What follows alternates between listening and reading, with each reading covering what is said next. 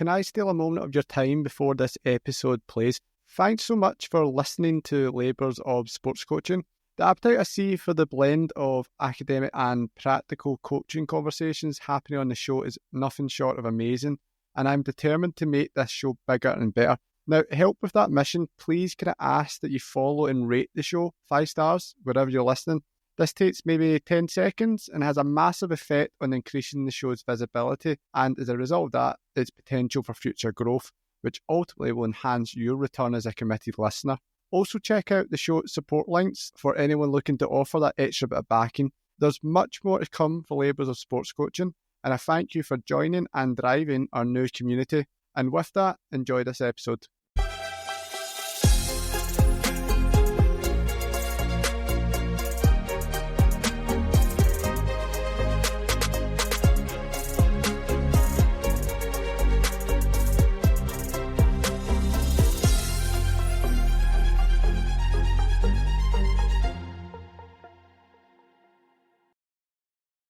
Hi everyone, and welcome to this episode of Labours of Sports Coaching with myself, Mark Carroll. Today I'm delighted to be joined by Shawn Myszka, who is a still acquisition specialist from Emergence. Shawn, now first and foremost, I suppose before we introduce you a little bit further, how are you today? I'm just delighted to have you on.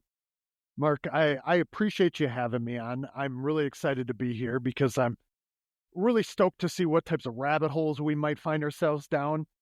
Obviously, we haven't known each other that long, but I've quite appreciated what you're doing with your podcast and how you're trying to actually meet coaches where they are, which is something that is near and dear to my heart as well. So thank you for having me. I'm obviously delighted and grateful to be here. I'm doing wonderful today, besides the fact that it's gotten awfully chilly here in Minnesota, here in the United States, but that's the nature of the beast, and we look to adapt through it anyway. How about you? How are you today? Yeah, no, absolutely. No, and again, we managed to overcome the time difference, which is one thing. So, and I suppose for those that don't maybe know Shawn so much, Shawn, I've said it in his title, works within sport, but is in the business of movement and skill, but not necessarily as a direct coach, but as someone who, supplies coaches with information that maybe helps them, inform their own decisions and have a bit more of a settled understanding as to what's going on, as much as they can do, I suppose, within their own niche discipline. So let's kind of get into kind of chatting about the sort of evolution of thought that brought you to being in the space that you're in today. Because as I said there already, you're not a coach, but you're assistant coaches, and you're wanting to maybe bring out this as its own role, and perhaps see this as a role that becomes more prevalent within the sort of interdisciplinary team that follows coaches, that coaches help coordinate. Because for context, Shawn has written a really great and quite a novel paper actually around the place of a still acquisition specialist, and I will attach it to the show notes. It's titled "The Role of Still Acquisition Specialists Within Sport, Why Every High-Performance Sport Organisation Needs These Experts." And it's for all the right reasons. Raise some eyebrows in different ways, in both ways of, we want to support it, and other ways of, well, what is that? Is that, so let's talk to me about the evolution of thought. Why are we speaking about this today? What makes you so passionate about this? You've been doing this for years and years and years and years. So talk to us about that to start with. Yeah, I'll start by adding a little side note here in the fact that I do work and operate alongside of athletes themselves as well. I am hired by individual NFL players to work as a movement coach and skill acquisition specialist. And it's because of that, and that's a useful thread to probably pull on here, Mark, because when you talk about what led me to this place of thinking around and about this need for such a role of the skill acquisition specialist, which is somewhat foreign to many, at least here in America in high-performance sports organizations, but really globally also. And it's the reason why we elected to publish a paper, myself, Fabian Ott, who acted as the lead author, and then my colleague at Emergence in Dr. Tyler Yerby. We came together to talk about this idea because it was one that I've been thinking about for, almost over a decade now, but probably closer to 11 or 12 years that I've been speaking about the need for such a role to act as the glue in many of these high performance departments that we see in America. I started off with my answer for you there in saying that in my work with NFL players, I began to realize that even though they were playing at the highest of levels, many of the things that they were maybe being asked to do in their practice environment wasn't actually making them all that more skillful out in the game, which is really what the athletes come to me for, but it's what the athletes are going to the high performance sports organization for as well, to maximize their potential, to become who they were born to be able to put together the most skillful performer on game day is what sports organizations should be practicing for in the reason for it, right? And everything needs to kind of derive from there, them being their best on game day. Well, I say all that to say this. I once acted and operated as that movement coach. And when I did, so we're talking from 2007 to 2012, I was chasing many of the same things that other people across the space are. Perfect practice to make perfect on game day, or so I thought. And the more I dove into it, and the more I began to ask myself hard questions about the way the athletes I was partnering with were actually behaving on game day, the more I started to realize I had this question that was an elephant in the room with me that kept asking me, are they performing because of the work that we're doing together, or in spite of, or despite the work that we're doing together? And I didn't like the answer to that question. Hence the reason I started to chase this in 2013 in particular, and to view movement behavior in sport, or the skillful execution of it, as this problem-solving activity where the athletes themselves are empowered and enabled to be adaptable, authentic movers themselves. So an individual who owns their movement and the skill organization of it on game day. That all of the practice methods and means that I would employ then as a coach, who at that point, Mark, had coined myself a movement coach, which is now morphed into the movement and skill acquisition specialist role that I now embody or embrace the essence of. It's now about designing a learning environment, so that learning environment is ripe for opportunities for the player to interact with the problems that they might face out on game day. Slices and snippets of the game where I can act as a skill acquisition specialist in facilitating more dexterous interactions. And what I mean by that is just the highest expression of one's movement skill. Nikolai Bernstein, 1996, Dexterity and Its Development, where he said that dexterity is about the ability to interact with this alive environment, with its perturbations, its challenges. That dexterity would be captured by the ability to solve any emerging movement problem across situations and across conditions.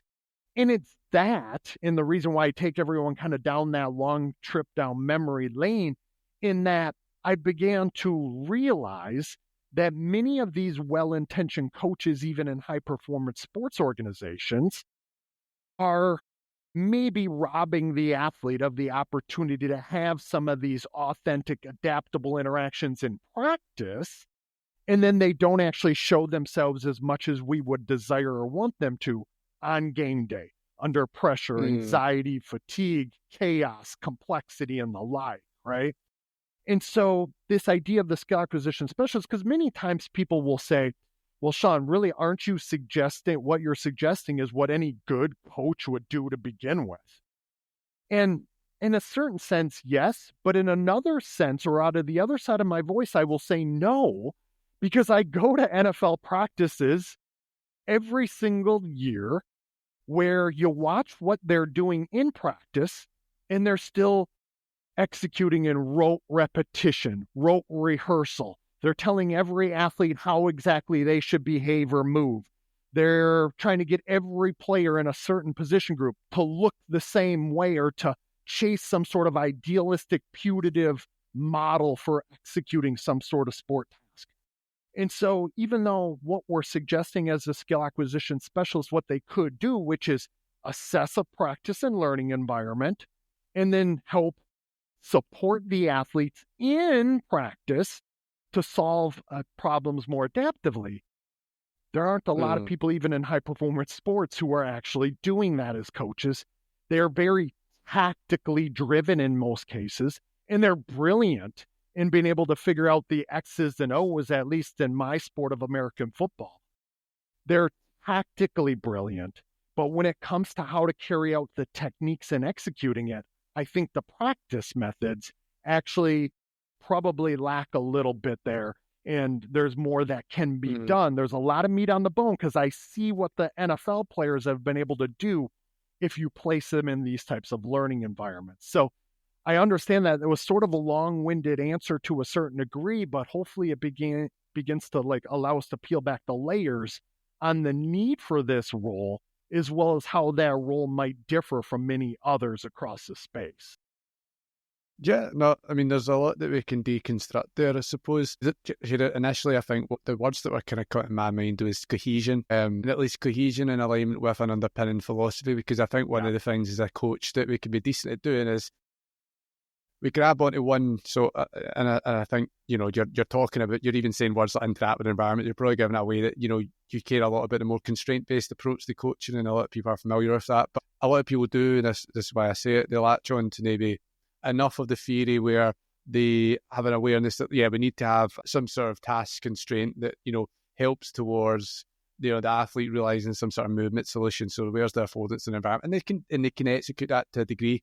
But oftentimes the coaches always know the alignment that should come between how you set up a practice to maybe how you actually also feedback on performance, how you maybe also schedule and organise the structuring of a practice outside the individual activity. It's the cohesion often between, and I suppose we're trying to get to a space where we can reflect on outcomes in a way that has a certain degree of validity. Now, if we don't have a cohesive approach, how can we be sure within obviously, there is quite a big margin of error.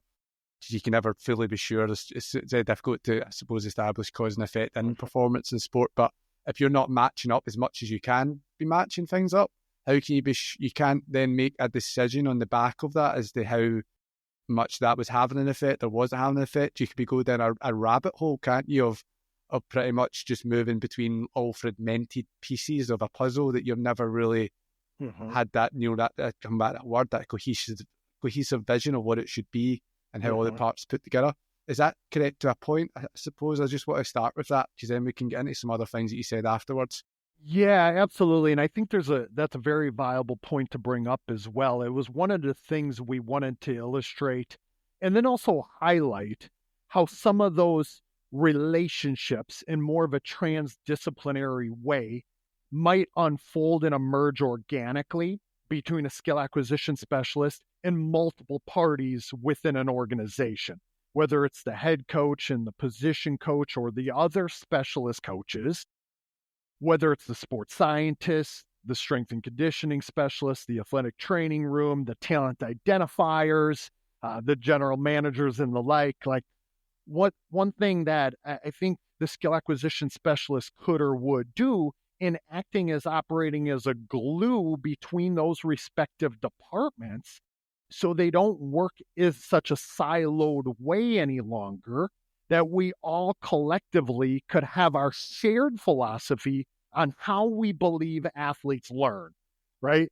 Because if we have a shared philosophy around that, we now can start to attack our own respective niche or our own hats that we wear a little differently. That if we believe that it is more ecological, which at least from my perspective, I believe that it would be, that it would, if we're talking about a philosophy on how athletes learn, it's a non-linear journey from my perspective. No two movement problems are ever the same, so therefore neither are any two movement solutions. Every athlete, when they go to engage in the skillful execution of some respective technique, is carrying out a problem-solving activity underpinned by perceptions, cognitions, and actions. And my expectation as a coach is to set a learning environment that is right for these opportunities to have these problem solution interactions, right? So they now become a coach. Wearing any of those respective hats would become a facilitator of more skillful interactions, as opposed to this person who knows and has all the answers to how someone should execute. Maybe if we're talking about those in strength and conditioning or those in sports science, which often take an overly organism-centric view, often an asymmetric view, meaning it's not about the performer and the environment, but instead it's just about the performer. If we have a shared philosophy on how athletes learn, and we do believe that it is a nonlinear journey, and we do want to lift up and maybe even expect adaptability, but also authenticity and creativity and sensitivity to one's environment, all of a sudden, everybody's hat looks a little differently. Like the roles look a little different. We can all pull a seat up at the table and interact about what we're seeing because it's the athlete's skill that we want to see on game day. So it really seems a bit short-sighted to think that we wouldn't have somebody that might be an expert in how to bring that skill to come and be with a seat at the table as well. So is it, am I putting this up correct then, Shawn? Because you're making me think it's quite interesting about, so I mean, the ecological model is always sort of predicated on this assumption that there's connections between things. And if we then look at that, I suppose, scale it out to an interdisciplinary team, if we consider that the coach has got a really tough job because they're having to coordinate tasks amongst various sort of experts in their own sort of area. But if you actually think about, right, the strength and conditioning coach, they're dealing in, I mean, movement's still more with the connotation of loading factors, things like that, how the actual skeleton's supporting action. The physiotherapist is probably also then kind of having to coordinate things around how we can keep athletes fit and also bring them back from injury in such a way that it works. If we think, and then the coach is sort of tactfully try to think about still execution and stuff like that, but that glue aspect of how, I mean, is there maybe an argument to say that the physio should be working to the same ecological model as maybe the strength and conditionist, and they should be working the same ecological model as maybe the coach, and as the skill acquisition person maybe providing a language that they can use to help, organise their activity in a way that again is cohesive and ultimately helps with the coach's vision. Is that sort of it? Could I wonder, is that helping with efficiencies there perhaps? I think so, and the reason why I say that is it's essentially the skill acquisition specialist kind of job or duty, I guess, to a certain degree, to bring a refined way of viewing the skill that we see on game day and what we see emerge. If we can change the way that each one of those respective parties might be looking at the movement skill in the game, it might begin to change their specific approach to those duties, what movement skill is, or what skilled movement behavior is rather, and how it emerges. It's, I once said in my manifesto that I wrote around this idea as well, where I was trying to put it together in more of a bite-sized way. It's not what you look at that matters, it's what you see, right? And if you begin to see the world in this more ecological lens, you start to put your scope or scale of analysis, no matter what hat you might wear there, Mark, like whether it's the strength and conditioning, the physio, the sports scientist, the coach themselves. If you start to look at things more ecologically, your scope and scale of analysis is always on the performer-environment relationship and the mutual reciprocal nature of it. So even if you're a physio or you're a strength and conditioning specialist, you might be existing in your own little space where you're trying to impact or influence the athlete more physically or more biomechanically. But if we begin to look at things ecologically, we realize that we might be looking to value certain ideas such as adaptability or variability of the movement system much more in each one of those respective disciplines than what they currently do. We're not chasing this perfect model of movement necessarily, but instead we'd be looking at the athlete as a system that is a complex adaptive system in and of him or herself as well. So all of a sudden it begins to change our lens a little bit. What we are looking at is the same thing, but we change how we're looking at it so we see something entirely different.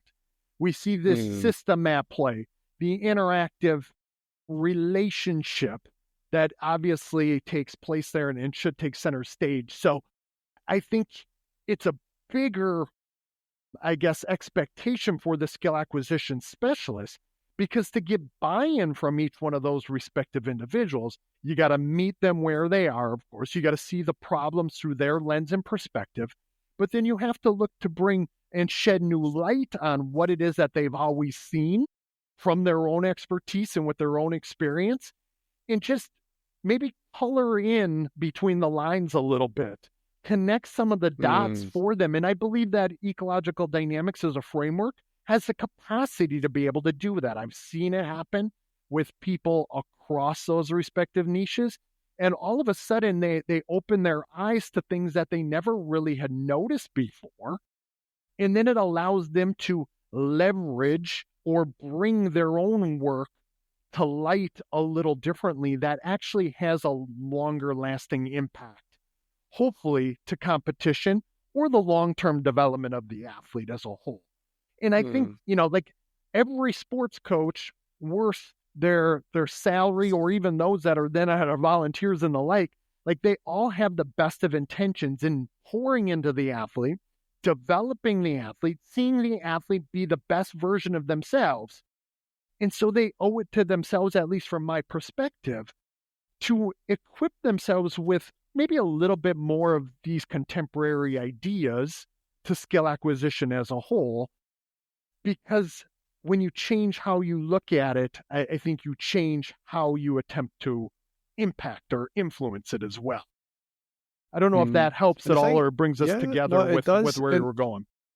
No, it does. And do you know what? See, as you speak of that, I mean, it's so, in some ways, obvious that this is really deep knowledge that is discipline-specific knowledge. And when we think about the blowback that I think your paper receives, or this general conversation receives, I suppose, when you're trying to, and this is maybe a product of time more than it is necessarily even the strength of argument. Because, like, if we went back 20 years ago and coaches were asked about, the role of psychology within coaching, it probably received the same sort of stuff. Nowadays, I don't think you could find a coach anywhere who isn't going to say that, one, psychology is important, and two, they're not psychologists.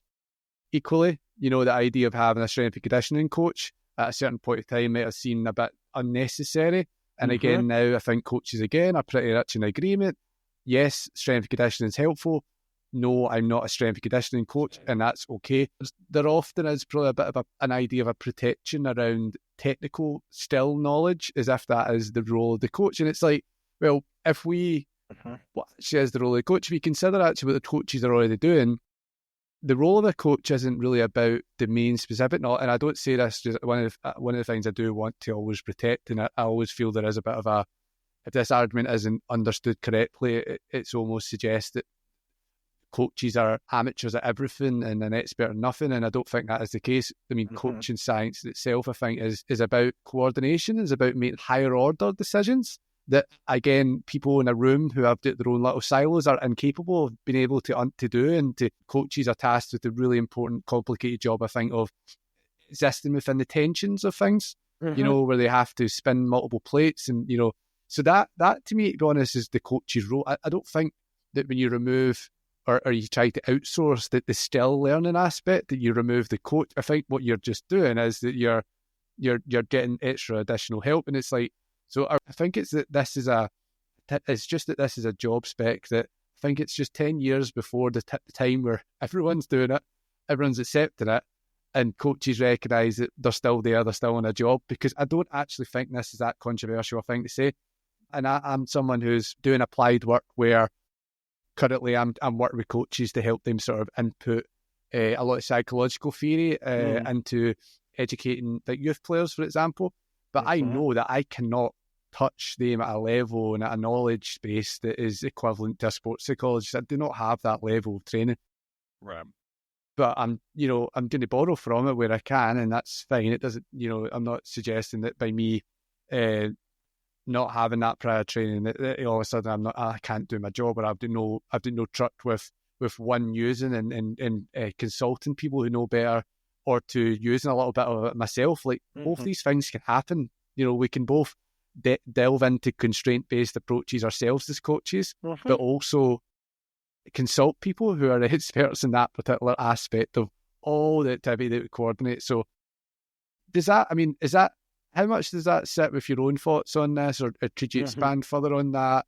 Am I reaching you somewhere in terms of, that was the sort of feel that I got when I was reading the paper a little bit, and it seemed to click with me a wee bit, but what do you think there as to what I'm saying? I think you're onto something here. In fact, I've said it before. A few weeks ago, I was at a high-level American football organization, and we were talking about the idea of the skill acquisition specialist role and what they would do, what it would look like, maybe what I was doing there as a consultant, answering questions for them to begin with. And their question always kind of comes back to, well, if it's so powerful, if it can be so impactful or influential, why hasn't anyone done it yet?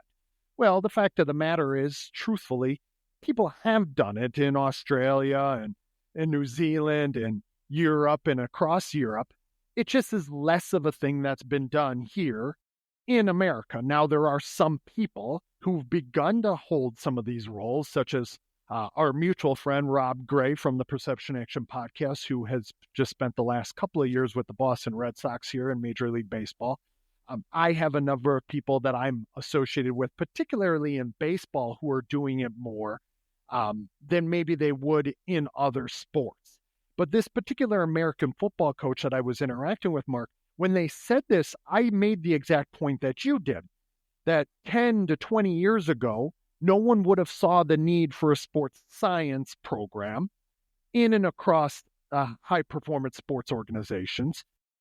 20 to 30 years ago, very few people were seeing the need for sports psychology or a sports psychology department or someone that is who we are leveraging to be able to impact and influence the athletes in this way. More than that, 30 to 40 years ago, very few people in America in high-performance sports organizations would see the need for strength and conditioning, so on and so forth, much to your point. So I think we're at the forefront of the idea, at least here in America, and I'm speaking from my immediate geographical surrounds, of course, in that which what I see taking place day in and day out in high-performance sports organizations here. I know that there's a huge need there because very few people are having the conversations at the level that they need to. And it's of no discredit to the coaches, much to the point that you made when I said earlier that we want to have a shared philosophy on how athletes learn. If I were to ask most position coaches, how do you view skilled movement behavior in sport, and how does that impact how you coach and teach?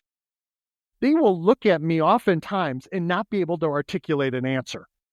But it should be something that underpins why we do what we do every single day. If we're entrusted with designing the practice activities, structuring practice, or then interacting with the athletes themselves. Again, to your point, it's of no discredit. They're not having ill will in doing so or in lacking that. They're just pulled and stretched in so many different directions and places. And I guess my proclamation here, particularly in professional sporting organizations, is there's a staffer for just about everything. You go to an NFL game, as I do, and there's 6 water boys. Like, there are people who are getting paid to do a lot of things that the coach doesn't have the time for, they don't have the desire for, maybe in the water boy example, or they don't have the knowledge for, if it's in one of those specialist roles. That's not discrediting them. What I'm suggesting the skill acquisition specialist would do is lock arms with them, walk alongside of them, walk with them to design practice environments that are more ripe for learning or for skill enhancement and skill development. a learning environment that's conducive for channeling authentic and adaptable problem solving for players. Because I don't think that there's a coach who would say, well, I don't want a more adaptable or more authentic problem solver that can show itself under pressure, anxiety, fatigue, complexity, chaos, and the like. No coach is going to say that, but then you watch how they're practicing and you're like, wait a minute, this entire 15-minute segment was nothing but these athletes running around cones, being told exactly where they should move and how they should move. Like, which one of these is not like the other? And like, even just shedding a little bit of light on the research that exists there. I mentioned Nikolai Bernstein earlier. We can go back to Bernstein's research on repetition without repetition from the 60s and before that, where he was talking about how that type of rote repetition should be discredited even at that point in time. Like, it should, like, we should not be leaning on traditional dogmatic ways of thinking just because that's the way we've always done it. That's why we would love to be able to come in and say, like, how can we support you? How can we make these activities maybe a little more alive? How can we empower and equip the athlete with having ownership so they are in control of the movement that is being executed and coordinated and controlled when they're faced with it in the competition? We have the same purpose, the same driving force. We're just coming at it a little differently. And I hope that more and more coaches take that as support and as a supplement, as opposed to thinking that we're trying to come in and replace everything they're doing, because that's not what we're trying to do either. We just want to help shed light on maybe how it could be done a little bit more efficaciously in certain. So see if I was to play devil's advocate then, right? So this is the part, so the way and I don't think I'm alone in it when I say this as well. So see, the part, and this is where coaching is part science, part art, and there's some stuff that empirically could fall down, but coaches do it, partly culturally speaking, partly to the athletes feel they want it, and that's sometimes what people want has to override what they need at different points. It's a reverse relationship at different points. But let's say, for example, because this is where I would wonder if, because a lot of still acquisition specialists have a really strong underpinning philosophy of thought, and they need to, because that's their discipline and, whatever. But like, let's say I'm a coach and, you know what, you come into my team and rightly or wrongly, I have a more of an information processing view on still. I think still is more postural. I think there's some invariant factors to how we accomplish certain tasks in sports. So I like drills and I like, sort of modularizing aspects of the performance. Now, I reserve the right to say no at the point, and I suppose that maybe answers the debate in itself. I reserve the right to say no if you give a suggestion. So what happens in a space where, as I say, there's a disalignment between what you think and what the coach thinks? But is that maybe a redundancy in itself because, well, the coach shouldn't bring in someone if they haven't got at least some sort of overarching, overlapping sort of view on how they want to do things? Because that would be where it's like, that's the combative element. And I suppose, what's your experience been so far of maybe when it hasn't went well? Has that been a factor in it? Because I think coaches should be able to retain their own, their ability to say, no, I like this and the athlete wants this. And again, it's based on the feel factor, I think, of coaching, and beyond obviously some empirical arguments that are still unanswered about certain things ecological dynamics doesn't say, and vice versa. So that still is a bit of a contested space. What's your response to that part? Because like, I believe that there's like interactions between, the environment and these things. But at the same time, I don't think certain traditional coaching methods are redundant. I think they still have their place. So what if as you came in and worked with me, how does that relationship stay functional? Because that's the harder part, isn't it? And that's where we have more, coaches have more truck, I suppose, with a psychologist saying one thing, or more truck with a sports scientist saying one thing, because it doesn't seem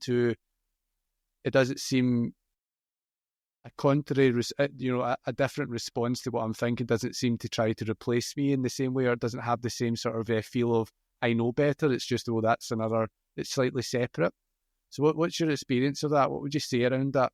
Yeah, and there's been positive and negative experiences. Positive in the sense that it really depends on what the nature of the relationship is going to be as well. Like, Is it a position coach or is it a head coach? Is it an individual who might be entrusted with their own little group, such as the position coach themselves, or somebody who might be operating as a specialist to begin with in their own respective area? Or is it something that is happening more globally speaking? And I think it's the nature of the relationship first and foremost. I mean, I think the biggest thing as a skill acquisition specialist is to have the opportunity to come in and have a mutual reciprocal exchange of ideas, as opposed to the alternative, which often is that which what happens, which is the coach immediately, like many times when it's gone negative, they have this mentality right away, sort of as you stood, somewhat for the coaches there to a certain degree, to be like, defensive. Why do you come in and coach my session or something? Right, I could just exactly. imagine Like to be that. defensive right off the bat and to draw the line in the sand and being like, nothing you have over there could potentially positively impact what it is that I'm doing here. Like, how could you? How dare you? And like a coach, and as you say, that's a coach problem. To be honest, that's not necessarily a youth problem. Then at that point, that is for the coach. And I guess that's how I'm answering the question too, because I've had the very positive. And absolutely, they reserve the right to say, oh, I quite like this, or that doesn't resonate as much for me, like to make that separation. In fact, every single presentation that I give for a team, somewhere in that presentation, I'm going to lean on the words of my man, Bruce Lee, when he said, use your own experience, absorb what is useful, discard what is not, and add what is uniquely your own. Like, as a skill acquisition specialist, I'm not coming in and telling you how you have to run your practices or design your activities, but to have a mutual interaction and relationship around them where we can exchange around it and be collaborative, I think is the biggest thing, because then the coaches might not find that they agree with everything I say, nor am I expecting them to. But if they open and empty their cup enough, they're probably going to take something from that, which what I say, and say, I quite like that. I'd like to absorb a little something of that and add what is uniquely my own to it. So now it becomes something that's like a shared space. It's ours. We both can see it come to light. We can both tweak and adjust it, as opposed to this saying like, I'm going to discard everything that person is saying without any sort of like credible rebuttal. Because the rebuttal can't be, and this is the one that I often get from that defensive group that says like, well, this is the way I did it when I was coming up, or how about this athlete who's done it this way, and I lean on that from 20, 30, 40 years ago. Like, that's not good enough, at least from my standpoint, as evidence per se. I always tell the story where a few years back I was brought in as a consultant for skill acquisition by an NFL team. And I was only there for the first week of training camp. But my role and the agreed upon role was for me to come in, and this was from the head coach and the GM, was to come in and assess what each position coach was doing in their individual period. An individual period is the first 12 to 15 minutes of practice, where each position group branches off and does their own thing as a group. They're supposed to drill specific things towards the nature of the position. And I remember having an interaction with some of the coaches were very receptive to it, because I wasn't coming in and being like, you got to scrap everything you're doing, let's change everything. I was like, have you thought about, like, I quite like this, but have you thought about adding this layer to it to just make it a little more alive, or just empower and equip the player a little bit more? And some of the coaches were really receptive to it and would want to spend more time with me. And then I had others who immediately drew the line in the sand. I even had one who said they pulled out a Super Bowl ring from 30 years prior, put it down on the table and said, do you have one of these? I'm like, of course I don't have one of those. However, that's from 1985. Like, what has happened between now and then? I know. Like, so interesting. So I think it's a two-way street. Because performance analysis and performance analysts rather have to probably have similar conversations where they have to kind of tread on the toes a little bit, is to say, well, here are some tactical trends, or these things to consider. Yeah, and I suppose, and this might be something, that evolves as the space sort of grows a little bit further, because the best practice in this role, you've been doing it yourself almost, for a long time, but for more people see into it, they'll probably start to find out a little bit more about how we can avoid dysfunctional relationships just through it becoming in the space a little bit more. And it is interesting. I think because the reason I asked that question is I wondered, are a lot of the positive cases because the people who are actually wanting your services naturally are going to be quite forward thinking people who are naturally going to be open to new ideas? So you can sometimes wonder, is the case study of almost self-proving because the people who are part of that are naturally always going to do it? I suppose I was interested to see a little bit more about in situations where maybe in some organisations where a head coach is employed and their staff have been given to them as opposed to them recruiting, how that works sometimes in that space. But again, you could counter that. That's a disalignment then between the goals of the organisation and the people they're recruiting, and harmony between those different actors. You mentioned there as well, as a bit of a rebuttal to that, Shawn, around at the different levels in which perhaps we're trying to use your services. So how do you differentiate the work that you do at a team level to an individual level to maybe at a unit specific level? Or is the differences there? How does that come out? Because then that helps us understand where, at a team level, that's going to be my job as a head coach. And I'm not really looking for Shawn there to help with that. But maybe at a unit level or at an individual level, then we've got more opportunity, therefore, to collaborate.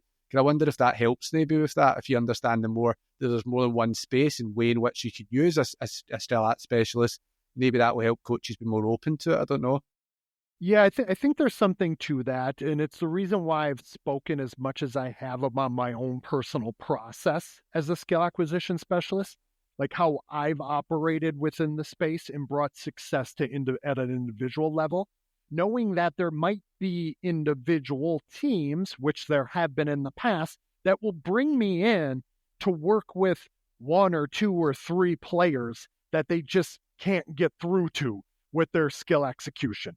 So my own process as a skill acquisition specialist, working at an individual level, or even for the players themselves that hire me, that employ me, which is, to be honest with you, where the majority of my food is put on the table, is the individual work with players. There's worth there in that I'm there as an advocate and as a supplement to the player themselves to support the player. But at an organizational or team-wide level, I think we can do it in a similar fashion, that there will be some aspects that parallel and transcend from the individual space to the group-wide team space, but it's in still empowering and equipping each one of those respective individuals that might be in charge of said group or what's happening, say the head coach, or if we're talking about practice design, the position coaches, if we're talking about the drill and activity design, like the individualized drills, whether it's the GM, the general manager, or the recruiting staff, and how they're identifying talent and skill. Like there's a skill acquisition specialist role in each one of those places and spaces. In fact, I've had teams hire me as a skill acquisition specialist, and I never actually even work with the team at all. They want me to go through somebody's film and analyze movement, behavior, and context, because it's a little different perspective on what they're seeing when they're about to draft a player or attempt to sign a player. Like, it really depends on that skill acquisition specialist and kind of fitting the problem that the organization has, whether that's at within the respective professions that are housed in that organization, or it's at an individual athlete level. And it's why we tried to speak to how it could play out in the paper as much as we did. We were trying to be very careful to not be black or white, knowing that the position itself is still in its relative infancy, at least particularly here in America it is, where it isn't very solidified at all. I can only go on anecdotal experience really up to this point, and knowing like what's been able to be successful, what gaps I see across these sports organizations that theoretically would want to take an integrated approach towards the athlete's development and performance. And so I think by doing that, we just wanted to speak to as many different ways that a skill acquisition specialist's work could come to be. And it's why we talked about the various relationships as much as we did. We also made a mention in the paper, and this was something that was important, caveat to offer, in that because it's in its relative infancy, we might find that the skill acquisition specialist role will get its legs doing something that's more vital, that more people see the need and requirement of, maybe see the need for. Whereas I can go to training camp practice after training camp practice, watch the practices unfold and be like, this team absolutely positively would benefit from having a skill acquisition specialist who's able to maybe bring together a shared philosophy on how athletes in our environment are going to learn, what we believe, why we believe it, and then how we're going to implement or practice it. Because you see different position groups doing their own little thing, but yet they're all players on the same team. And so I think it really depends on the needs of the organization, but the skill acquisition specialists themselves, just like the athlete and what we believe an athlete should be as they attain or acquire more skill, they must become attuned and sensitive to the what is. What's there in front of you? How do you meet the people where they're at, depending on that respective organization? How do we intend to act or carry out what it is that they're bringing us in to do? And then how do we adapt once we get going in the work?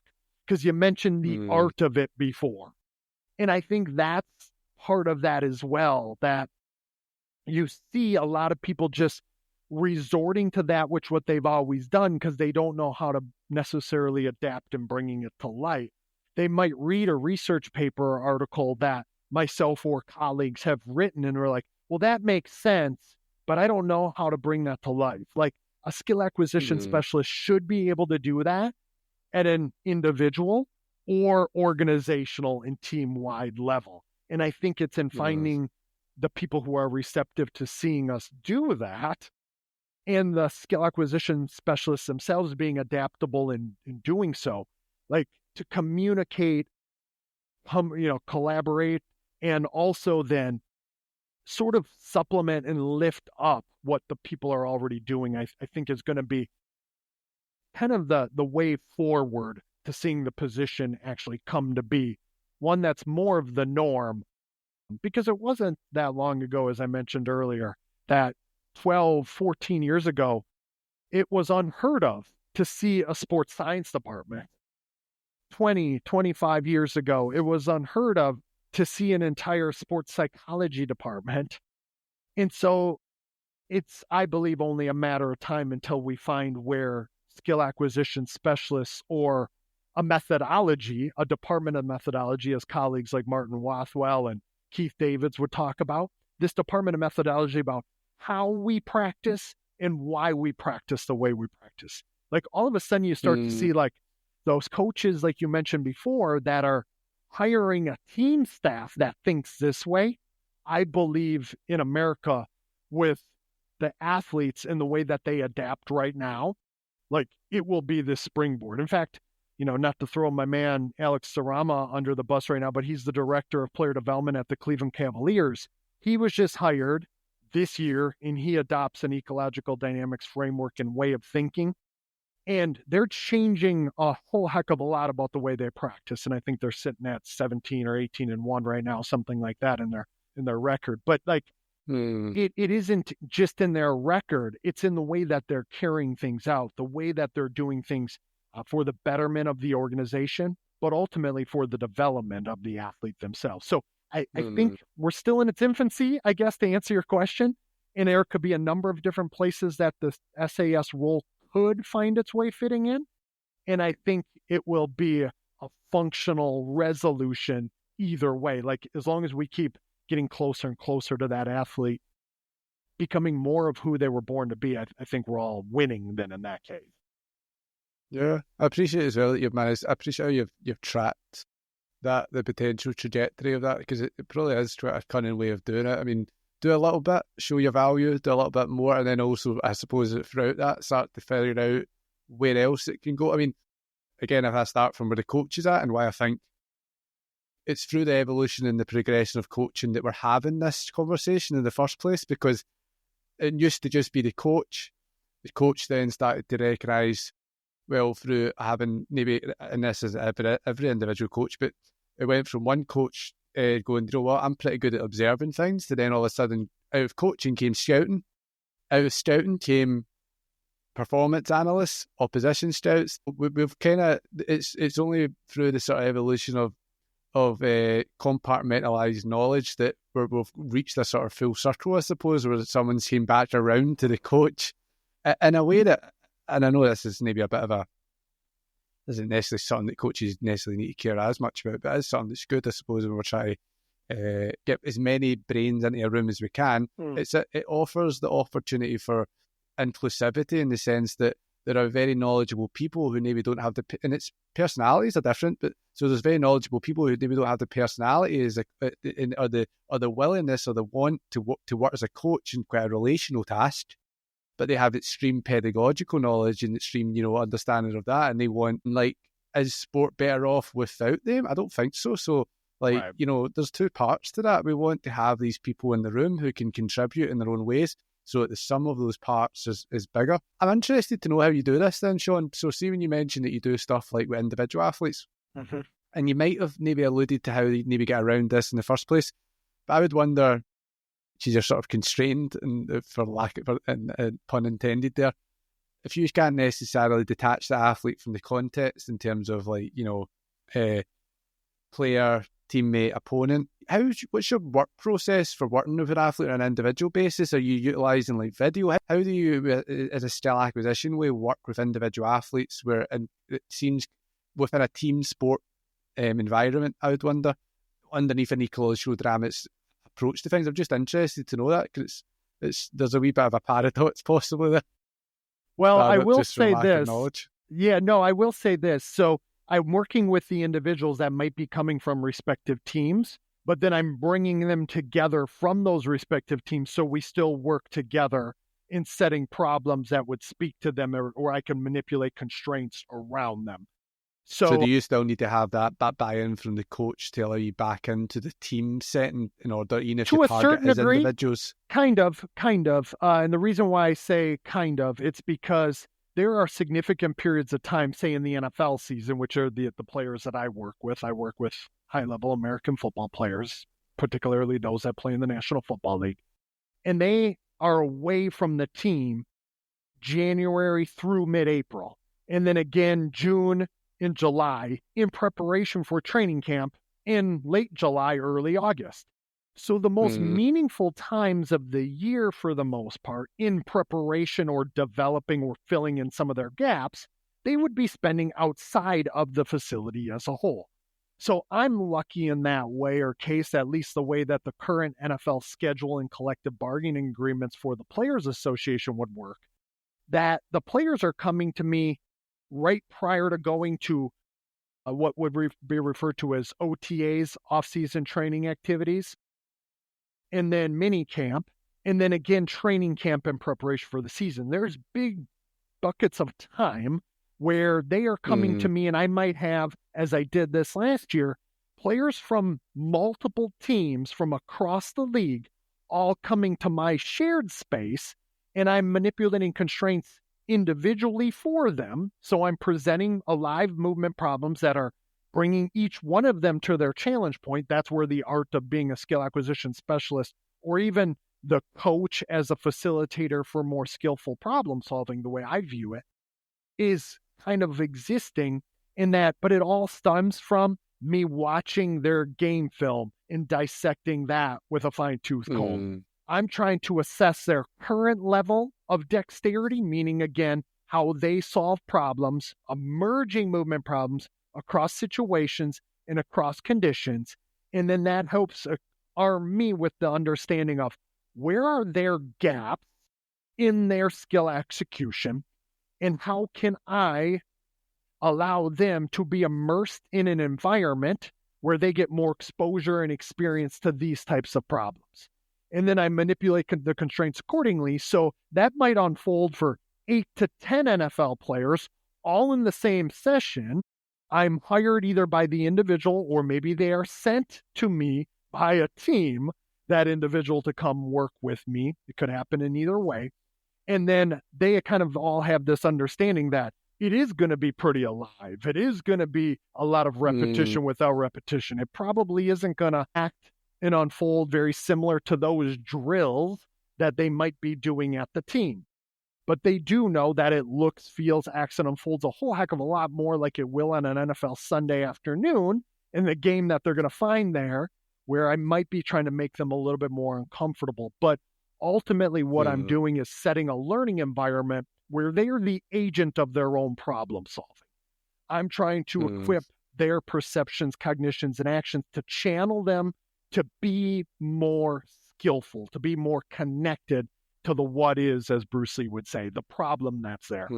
And so that's kind of the what of that which would unfold.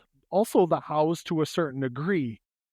The thing that I will say there is that I believe that which what I do there with those individual players could also be done on a team-wide level. Say, for example, the more ideal scenario as well? I would say so. I would say so, particularly if you have, because again, all shout out and credit to the position coaches in the National Football League. They are tactically brilliant in many cases, like with the X's and O's and how to impart knowledge about what it is that they're trying to do. They are very, very intelligent and highly skillful. But when it comes to allowing the athlete themselves to be the problem solvers, like there are some things that we would probably leave to be a little bit more than to be desired there. And I think by walking together, skill acquisition specialist and position coach, in fact, we talk a little bit about it in one of the case studies that we presented, like we were able to at least communicate around why this activity and how else could we modify these activities to meet that respective player. So from my perspective, Mark, there's no reason why that couldn't be done out in a NFL team-wide learning environment or practice environment. It would just kind of have to, the precedents would have to be shaken up a little bit, or there would have to be a different precedent set. Or as I say here in Minnesota, we got to shake up the snow globe a little bit and let some of the snow kind of dance around that which what is currently being done.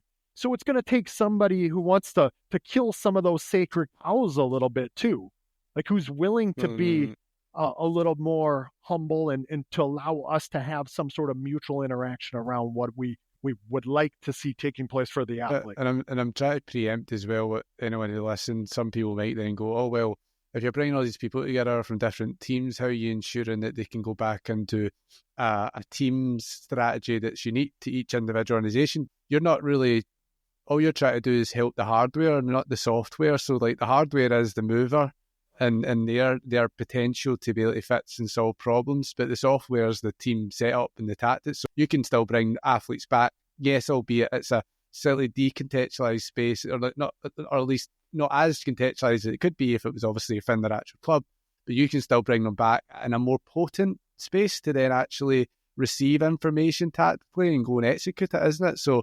I'm just thinking that people who are listening to that, they might then go that and say that argument. I think even in, I was thinking that. The other thing I would jump in and say there, and just briefly or momentarily, is this. It's also a safe space for them outside of the organization. Totally.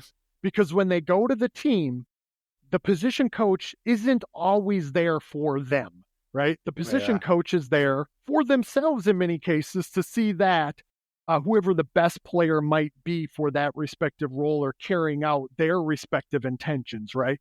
And so the players themselves, when they come to me, they know that I'm there for them a little bit more, that I'm there to support them. So it's a safe space for them to learn, to try new things, to adapt, or maybe even be put in a place where they're uncomfortable, as I always tell them, like, we're going to fall off the bike a bit today so we can learn how to ride it, right? So they can't do that as much at the team because the teams themselves, kind of going back full circle, Mark, to what we were talking about before, the philosophy on how athletes learn in many of these high-performance sports organizations isn't around them making mistakes, isn't around them adapting. So they don't allow the athletes themselves to explore or search or see what's feasible or possible. So it's just, when they get to my learning environment, it's like, all hands off to where they can be who it is that they believe that they should be within the problems. All of a sudden, they go back to their respective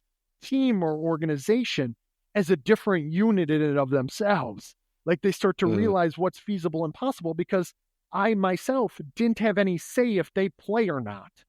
I'm just trying to make them a more adaptive, functional problem solver for their sport and for those demands. And because I'm not inundating them with having to be a certain way or a certain body for the team, like there is, I guess, a little bit less maybe angst around that for the player. They don't feel as constrained or fixed or frozen, but instead they get to free up quite a bit as well when they get to our learning environment. It's funny because like that was literally what I was writing there as you said that, because, and I'm doing it then I'll go back to the sort of coach's defence here, and I say this both as a defence for them, but also as a real push for them to go, we'll be, use, recognise what you can actually provide. So coaches can actually provide psychologically safe spaces. I actually don't think in a performance sport, in a high performance NFL, we're talking about an elite, your category of sport performance.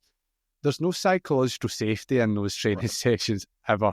And I think there's a reality of just accepting that. But a lot of posturing that happens in coaching is that, I provide psychological safety. You can't. There's an aspect to that environment you can't and you shouldn't, to some degree, at least in the sense of your job's on the line, your athlete's livelihood's on the line. That isn't a space in senior sport. Exploration, there's not really any space for that in senior sport in terms of being in the locker room and being in that match. So rather than, trying to pretend that you do provide something and not provide it at all, why not actually, as the coach, just accept that, you know what, we need people that can do and they can execute now. We are not in a space inside this locker room that we're allowing for exploration right now.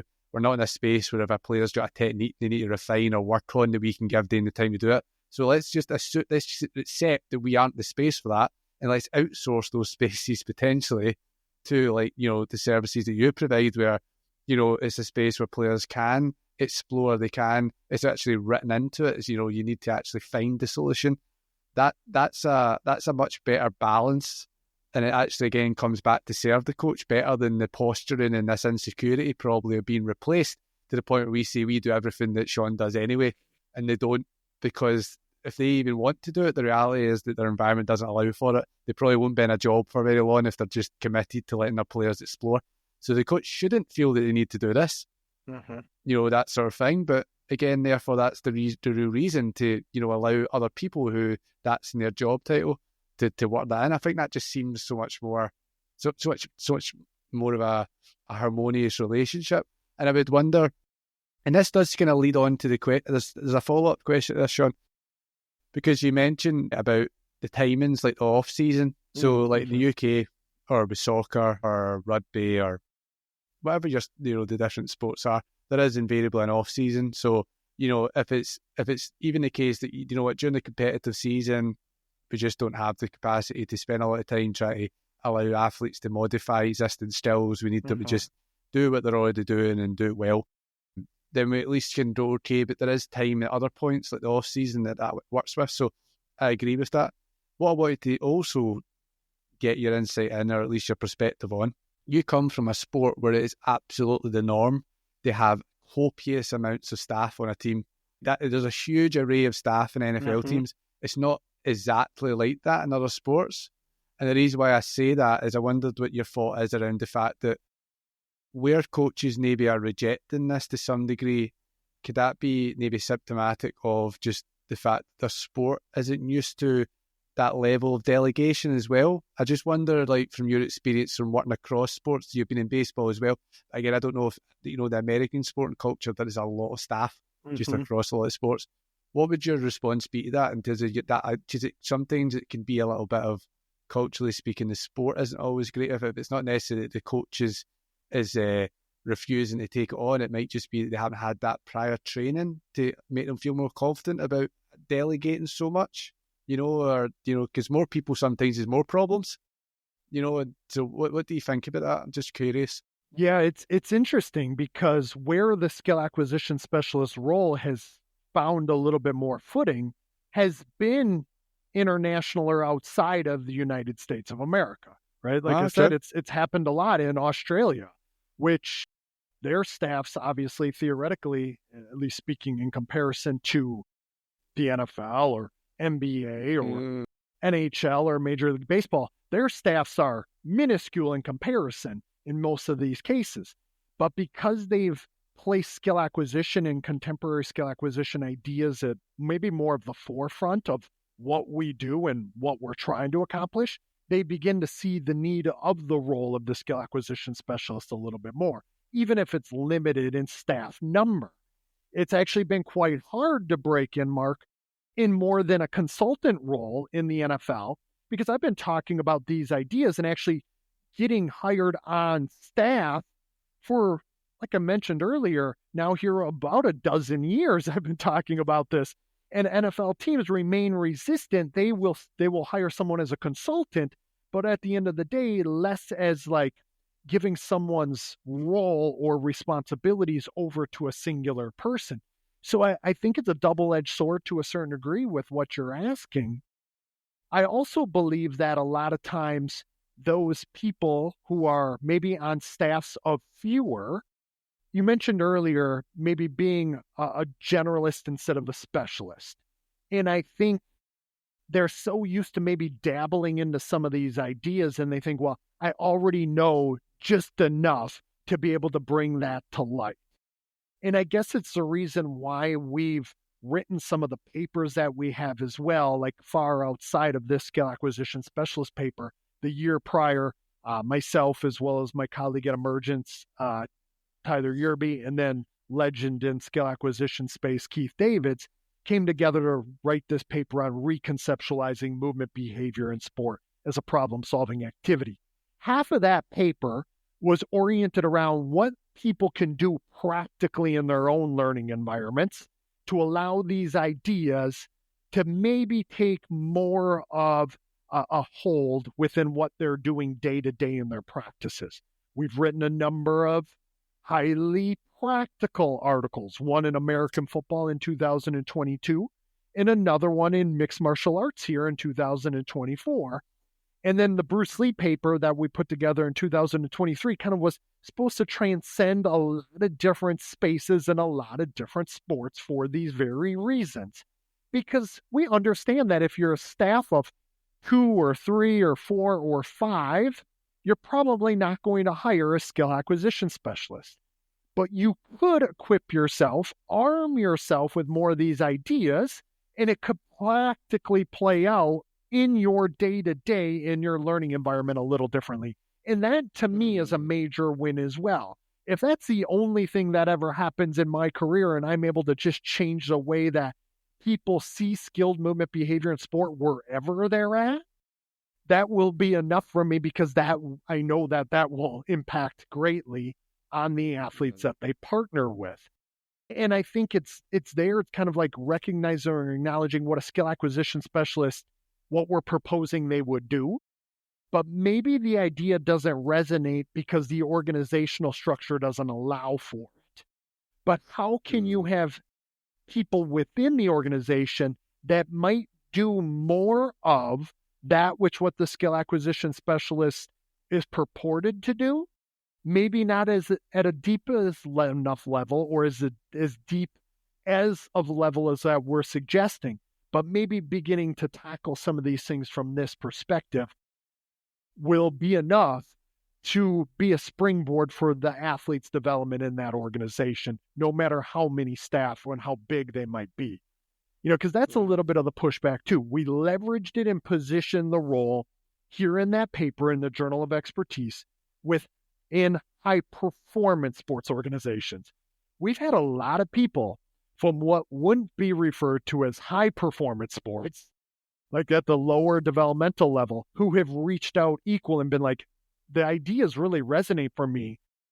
If I could just be a little bit more skill acquisition specialist in my own club, in my own organization, I think it could be a different spin on this, and I quite like that as well. Yeah, it's a good point you make, because there's almost like I think there's a trickle-down effect sometimes from elite sport insofar as the examples it sets, even for those of us that are working in more community, recreational level sport. Like, again, even the person who knows less is going to then look upwards to go, well, what are they doing? Oh, well, I'm going to try to introduce that in even a small way in my own practice, which is a good thing for everyone. Mm-hmm. And I think that was a thing I'm glad that we did speak about, because again, thinking towards the next, that was going to be my next question, was how do you allow for this to be something that has an input in a coach's decision making outside of performance sports? So that is true, and actually I think you made a very powerful point there around, it's not always about the numbers, but it's about the commitment of the people that are there, and 4 really committed people can have an effect here and utilise, I suppose, what a skill acquisition person might really offer, just as much as a team fully lots of different staff can do that, which is really interesting. I suppose the other question I might have, and it's really, I suppose, just to ensure that we've kind of ticked some of these boxes and allowing those that are listening in to understand more about it, is outside of the general aspects of how we can help coaches, if it seems to be about how they can plan sessions better, we've understood it insofar as how we can maybe offer a glue in which they can coordinate activity amongst other staff that a coach is also kind of delegating their work to and relying on in a lot of ways. Where else does a skill acquisition specialist come in? Is that, and I'm not suggesting that it needs to be more than that, I don't necessarily think that's necessarily aiding necessarily in its credibility to suggest it's all more than that either. I suppose we're just trying to figure out what we're good at. But is there anything we haven't touched on there in terms of where we might see the uses of a skill acquisition specialist? And I'm going to ask quite creative questions here. Like, I'm thinking about like talent ID, or I'm thinking about these sort of spaces. What have there been any consideration so far about where we might extend this viewpoint to there as well? Yeah, everyone's borrowing from each other anyway. Yeah, I think you're onto something here again, and it was the reason why we put in the paper maybe the work with the front office or the general managers, those that would be identifying talent, to then either draft it or recruit said talent, and then look to develop it. Right now in high-performance sports organizations, there's very little work done on the development side based on the players you're sort of inheriting from someone else, because there really isn't this philosophy around what it is that we're truly looking for, or where it is or how it is that we're assessing said skill to begin with.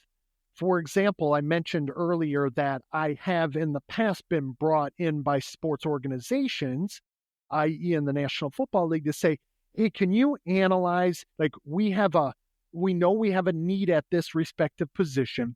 Here's a group of 10 individuals we're currently looking at. Can you give us your outside perspective with your lens, say with a problem solver paradigm, what you're seeing from the player, what gaps they might possess, and then what I do from there when I identify the talent, more so the skill, and try to hypothesize as to where the skill could go and how the talent could be maybe fostered or facilitated longer term if and through the developmental efforts in practice as to how coaches might be able to attack that. And that happened on a number of instances or cases where I don't mind doing that. In fact, I do it at Football Beyond the Stats, my movement play of the week, with players that are currently in the National Football League. I do it each and every week and essentially dissect and break down one player and usually one play and what I'm seeing from them and how I might look to either make it better or how I might look to manipulate constraints to help facilitate maybe more adaptive behavior or whatever it might be. So I've quite liked that aspect of the skill acquisition specialist role. It started to happen a few times a few years ago, and it's the reason why we spoke about it in the paper as well. Again, people could look at it and say like, well, you're trying to wear too many hats here. You're trying to dabble into too many different places or spaces, but more so it's about the collaboration and cohesion that would take place if we're having similar discussions across the developmental pathway. This player, we're identifying their talent, we end up drafting them or recruiting them. Now it's up to us as a coaching staff and a group to develop them. Hopefully we have a same understanding about what that player could be or who that player could be longer term.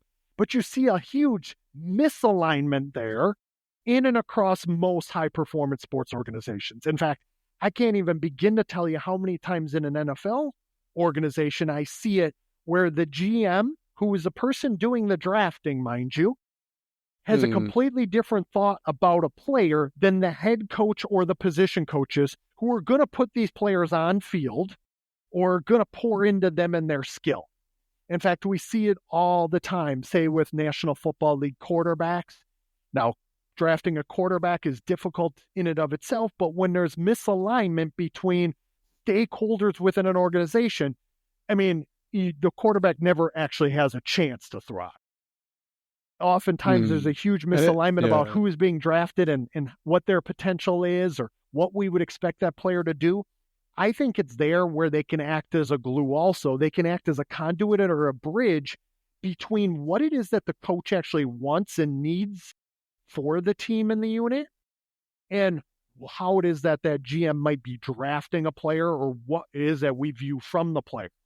Like they have years, plethora of film to go through, but oftentimes they're not actually even using that in as much or with the same level of efficacy as I believe they could.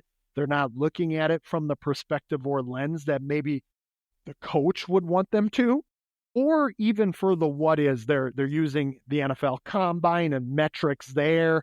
They're using, that dog and pony show or the pro days and things like that to gauge and identify talent, as opposed to actually like really getting to the crux of it, who that player is, what their skill is, what their skill level is at right now, and more importantly, how that skill fits in with what the team is trying to do and what we can do to develop that player. Those latter two steps aren't done very well in high-performance sports organizations in most cases, particularly in the NFL. It's really just, because in a sense, it's just start as you mean to go on. So, I mean, you talk about like the NFL draft and stuff and these combine tests, which I could imagine you must get your back up a little bit about because they're very standardised and it's probably quite orientated towards a specific way of doing it. But that in itself lends, this is, and again, and that was partly why I was trying to, well, I'll ask this first question first and maybe we'll come back to this other part to this, but that, if you're trying to identify talent, and for that quarterback example, for example, where someone might be focused on just the output itself, or maybe more in terms of the technique of throwing the ball, they could be missing something that, from a more ecological standpoint, where actually maybe we need to be looking at their adaptability within different situations in the game and across that piece as best you can. I know it wasn't necessarily we're sort of stretching what it was designed to do. I know it's more about how you can work with people when they're in there, but there is a diagnostic measure there around how people are actually adapting within spaces and then how you might look across spaces at the very least. But it just allows for a plan to be had before the person comes in to the club, isn't it? It's like, that's better than you've got someone right now, what do we do with them, what's wrong with them? It's just like it's another voice, another way of thinking and another language to attach to things, the ecological model. I suppose that, the question I keep coming back to with this, but is, do we need to believe in ecological dynamics in order to utilise this sort of system? Because I mentioned that, and it's not to sound like some sort of zealot of information processing views and things, but people, if we know that, and maybe this isn't necessarily so much the job of a skill acquisition specialist to try and orientate to the coach fully, because there's knowledge and and there's a strong empirical body of evidence as well around ecological dynamics. So it's kind of like you're not needing to deny reality in order to become more employable by a club. But I basically say that there's a niche for everything, in the sense that if we're now starting to see, there's such a thing as like throw-in coaches, shooting coaches, there's coaches that are trying to lean in on a very specific thing. Can a skill acquisition specialist bring their own niche to the table in that respect too? Can they and maybe leverage that as a way of, if not gaining employment with a coach, then at least certainly helping a coach in the way they need help, at least where they're at that stage of time? I just want to know, because I know that with skill acquisition, it's quite their opinions in the field are very strong when it comes to things, because you can't think one way and then the other at different situations. You either believe in the ecological model and that's how still is seen, or you don't. Right. Unless you do want to try and have a hybrid unification of the field, which is, I think Rob spoke a lot about that, and that's not an easy conversation to have. So what's your position on that? If you're inviting skill acquisition specialists and we want to see more of them, we want to see them work with coaches, can there be more than one type of skill acquisition specialist in their philosophy of thought as well? Because that might make them more attractive to coaches as well. Yeah, I think, and I go back and forth. I will say in certain, I guess in a certain way or frame, yes, the answer is yes. You can believe in something different than ecological dynamics and still be a skill acquisition specialist who might actually even, really embrace some of the responsibilities, some of the job duties that we spoke about in the paper.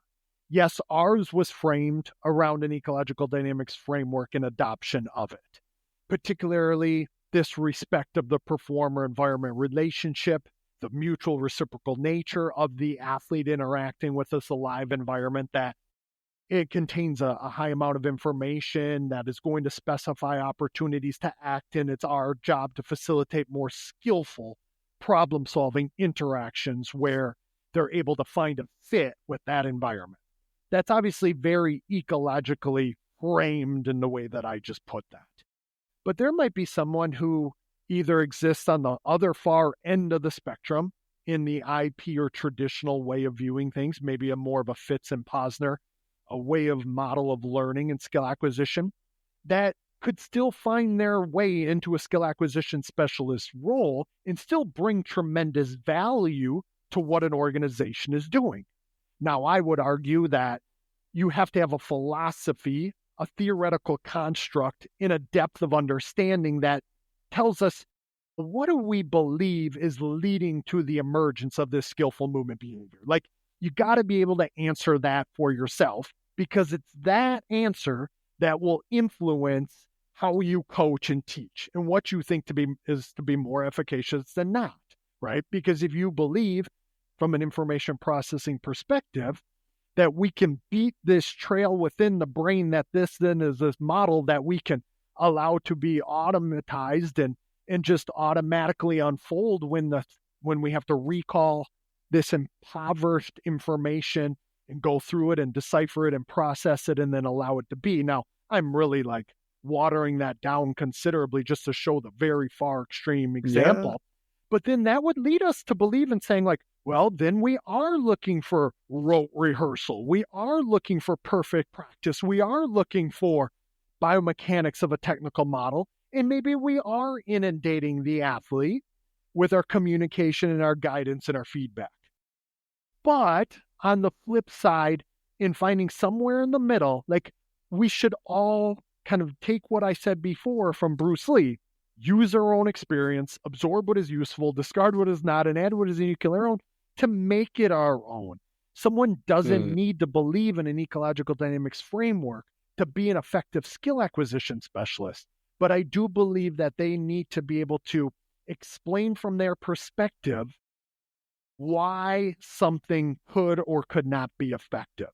I think that's the thing that we have to get past and through. And as long as they have their whys, which, as we kind of talked about 30, 40, 50 minutes ago, probably now at this point, in that a lot of people don't have a really strong why. Their why is, well, I played in the league 30 years ago, or I did it this way and I was coached in this fashion. This is the way we've always done it, so we're going to keep doing it in this way. Like, those aren't strong enough whys, even though it's empirical evidence, right? From that person's perspective, it's anecdotal, but yet they believe in it. It's their why. But I believe that we have to have maybe a little bit stronger underpinnings to deem our and determine our whys. And so there are plenty of, and to that point, Mark, there are plenty of skill acquisition specialists, people operating in the space right now, who believe something very different from ecological dynamics. Some of them that you mentioned earlier, like you said with Rob, that will challenge myself or Rob or other people in this space and talk about it being able to be utilizing all models in all ways. Whereas that of flip-flopping and that riding on the fence, that for me is a tough way to go down. Because then all of a sudden we can reason out anything to be effective, and then we really water down and devalue the role and position as well. So that part I'm very weary of, that somebody could occupy this skill acquisition space and they're like, well, yeah, you can use this and you can use that, or you can do this, and you can pick and choose from all these different places just to appease many. But then they are actually not standing up for much of anything either, when we're talking about being able to assess the learning environment and practice environment. Where do we have to make certain stances, and this is something Rob and I have talked about, Rob Gray and I have talked about as well, in that there's, whether it's sports psychology, strength and conditioning, nutrition, physiotherapy, the like there's not a lot that's truly quote unquote proven. Like, there are a lot of ways to skin a cat, or many roads lead to Rome, right? At least from our perspective, where we could prove efficacy with just about anything. But at a certain point, we have to take a stand for what we believe and why we believe in it. Because it's there that it would allow us to determine how do we best go upon implementing it or bringing it to light. And I think that's the biggest thing for me to answer your question. We're certainly not proposing that everyone needs to be an ecological dynamics pundit or junkie necessarily. It just so happens to be the way that we are framing it is from an ecological dynamics mindset, and that allows us to put our scope and scale of analysis on the performer-environment relationship, the mutual reciprocal nature of it, to actually really shine the light on context and how it shapes the content that would be the movement skill. Yeah. No, I think you summed that up so well. That was part of my intention behind that is more in a positive way. How can to get this idea of the skill acquisition specialist out there and they get it to have more credibility and more respect? I wondered if maybe your people, I'm going to say your sort of your range of experts, that there might be a little bit of give and take right now, at least for the now, where in order to see it exist within more spaces and as part of coaching team, there might be that little bit of a need, even if you yourself are completely, you believe in ecological dynamics and that's it, there might need to be a little bit of an allowance and support for getting into this space to begin with. The reason I say that is, and it doesn't even need to necessarily be in a complete contest against it, there's also franchise methods. So I don't mean to insult anyone here by saying franchise, but differential training or implicit learning, sort of, you could still say sit within a family of ecological dynamics, and as to say a skill acquisition expert is wanting to go into a space and help with that. That just means we want to empower them maybe to do that. But the reason why I said that around, I don't want to seem like a caveman, but it's because I think there are still, you said it yourself, that it's very difficult still to prove cause and effect in coaching and sport, because and as academics, we need to measure so many things and control for so many things, and you can never measure everything without it becoming a confounding variable. Then all of a sudden, the results of the experiment is actually, to do with one thing or another. So there's so much often lost out in the experimentation of strat design that it still is. That's why there is still literature that coaches are exposed to from different frames of thought.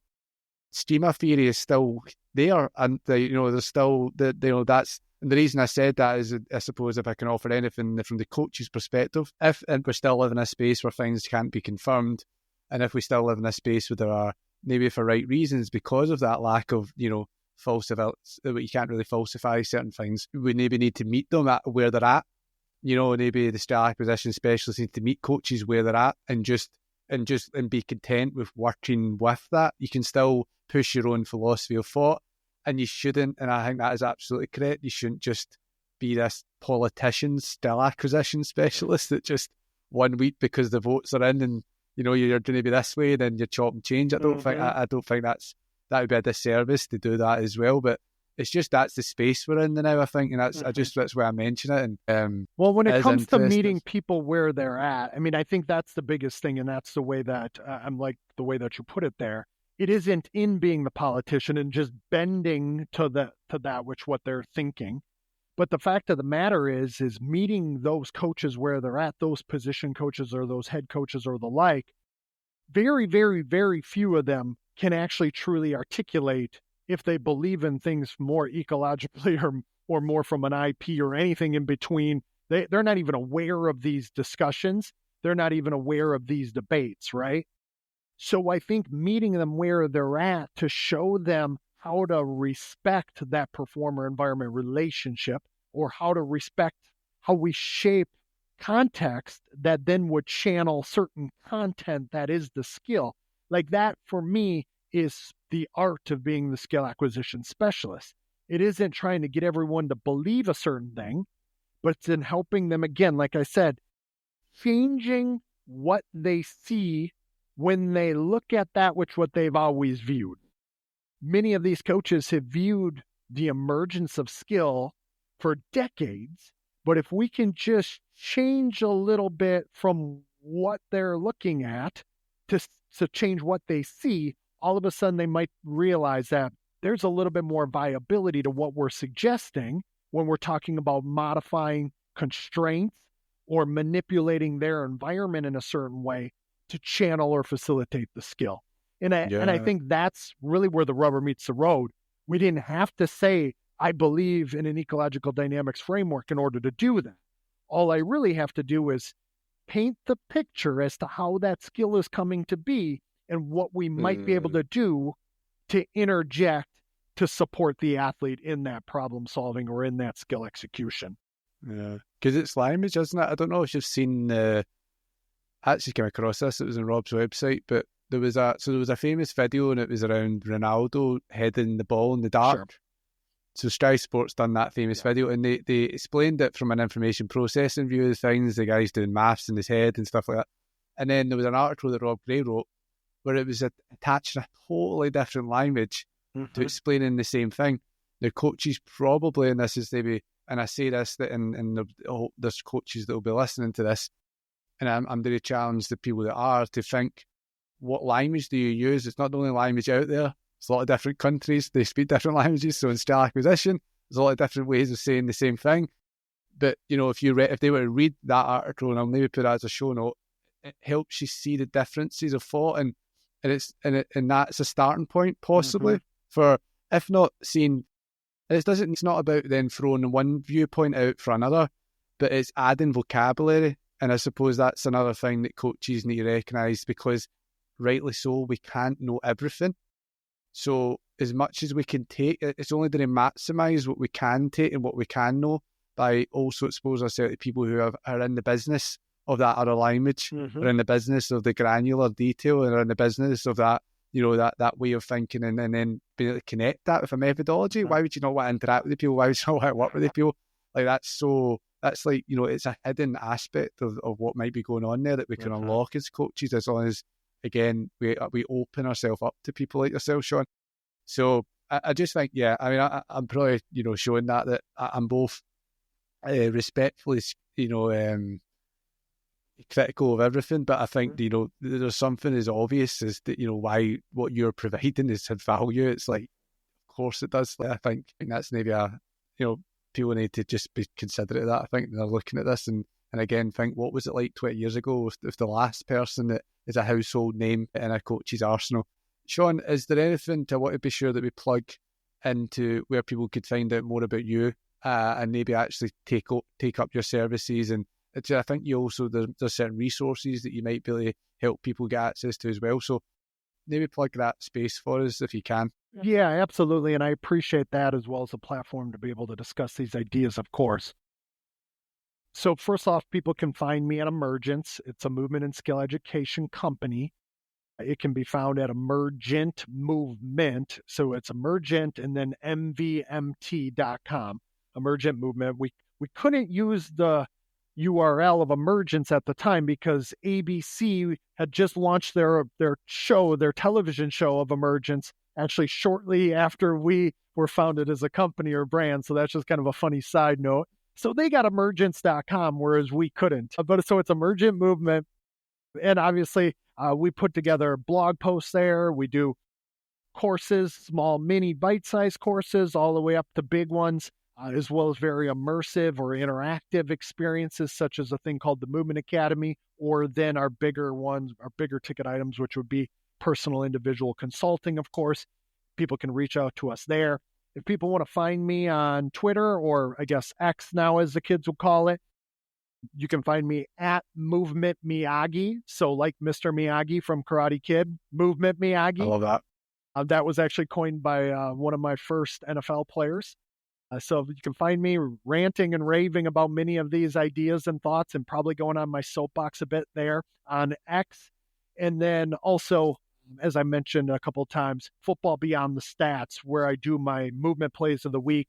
I dive into these ideas, try to analyze movement behavior and context, but then discuss how a skill acquisition specialist might be able to come in and manipulate constraints, modify the practice environment to allow that type of behavior to unfold. So those are probably the best places to find me. Or you can find me on LinkedIn, as you and I end up chatting at and around. Really accessible, and I want to be able to have as many of these types of conversations as humanly possible, because this is where the rubber meets the road. Yeah, no, thanks so much, and I can absolutely speak to that as well. Like Shawn's, he posts really interesting information all the time on LinkedIn, and he's very receptive. I think, if you don't mind me saying, Shawn, to people just want to chat and talk to you, and I think we can't really get enough of that. So we'd really encourage people to go to Shawn's website, and these are all sort of like remote resources as well, isn't there? So there's people in the UK, don't need to live in America to benefit from some of this. So definitely head on over to that. So we'll leave it at that for this conversation. And yeah, just for those that are listening, thanks for listening. I hope you found this conversation as useful as I have, certainly. So yeah, we'll see you next time.